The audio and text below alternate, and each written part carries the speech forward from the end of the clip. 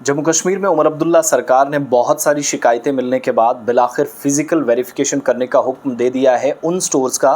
जो public works department के पास या R&B के पास, रोड्स एंड बिल्डिंग डिपार्टमेंट के पास आते हैं। और मुख्तलिफ जोन्स के अंदर आज के वक्त में ये स्टोर्स हैं जहाँ पर सरकार के पैसों से या सरकार का खर्च किया हुआ पैसा जिससे साजो सामान आता है और अलग अलग जगहों पर प्रोजेक्ट्स में इस पैसे को इस्तेमाल किया जाता है।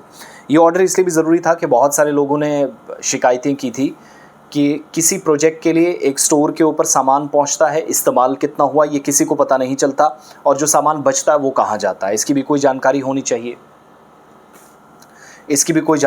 चाहिए। और सरकारी ऑर्डर जिसमें कमेटी बना दी गई है, तश्कील दे दी गई है कमेटी जोनल लेवल पर, और चीफ़ अकाउंट्स ऑफिसर जो है उस कंसर्न जोन का, डिवीज़न का, वो चेयरमैन के तौर पर इस कमेटी में काम करेगा। एग्जीक्यूटिव इंजीनियर और असिस्टेंट अकाउंट्स ऑफिसर जो हैं वो इस कमेटी के मेंबर बनाए गए हैं। और ये कमेटियां जो हैं वो स्टोर का जो रिकॉर्ड है वो देखेंगी, यानी आपके इलाके में जो पब्लिक वर्क्स डिपार्टमेंट या R&B का स्टोर है जहां पर साजो सामान है, कंस्ट्रक्शन वर्क है,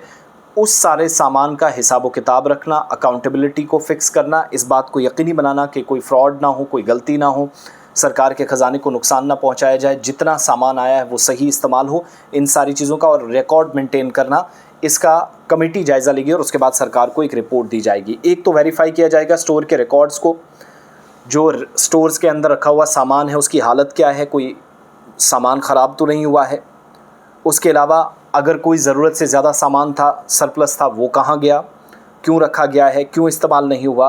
अनसर्विसेबल आइटम्स या अनयूज आइटम्स जिनको अभी तक वहाँ डिपार्टमेंट के स्टोर में पहुँचने के बावजूद भी इस्तेमाल नहीं किया जा सका।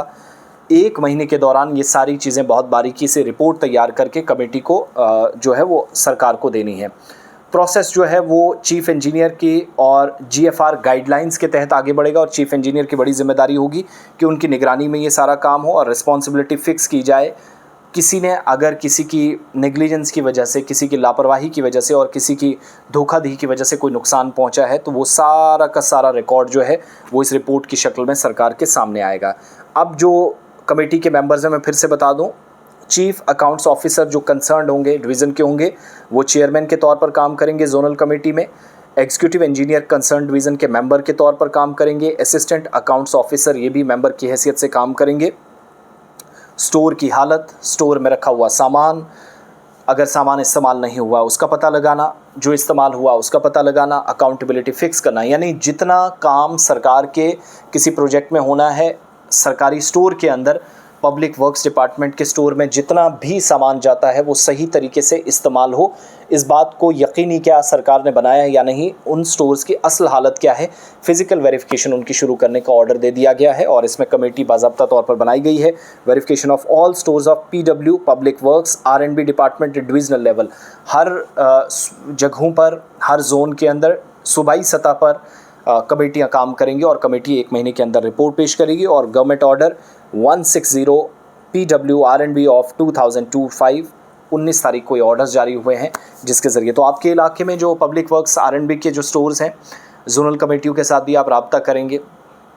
उनको बताएंगे कि असल हालत क्या है। अगर कहीं पर ख़राबी है, कोई परेशानी है तो वो भी ज़रूर बताइएगा जहाँ जहाँ दिक्कत आ रही है, साथ साथ डिटेल्स आप अथॉरिटीज़ को। और अगर कहीं सामान इस्तेमाल में नहीं लाया गया है तो उसका भी ज़रूर बताइएगा कि अगर इस्तेमाल हुआ, कहाँ हुआ, जो नहीं हुआ वो भी, यानी एहतसाब और हिसाब व किताब ये यकीनी है, जिसके लिए सरकार ने कदम उठाया है।